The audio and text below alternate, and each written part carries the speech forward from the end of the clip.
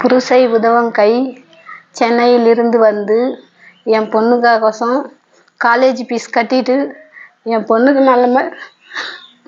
எனக்கு அது மேலே பேச வராது சார். உங்க மனசுல என்ன படுது அதை பேசுங்க. உங்க மனசுல எதை படுது அது பேசுங்க. எங்கள் பொண்ணை கூட்டின்னு போய் யாரும் சொந்தம் பந்தம் இல்லைன்னா கூட என் பொண்ணை நல்ல மாதிரியே கூட்டின்னு போய் ஃபீஸ் கட்டிட்டு என் பொண்ணை கூட்டின்னு வந்து வீட்டில் விட்டாங்க.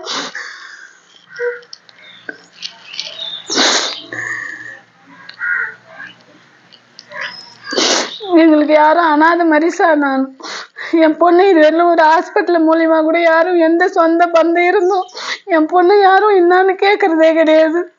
என் பொண்ணு நான் தனியாக தான் வாழ்ந்துன்னு இருக்கிறேன் சார்.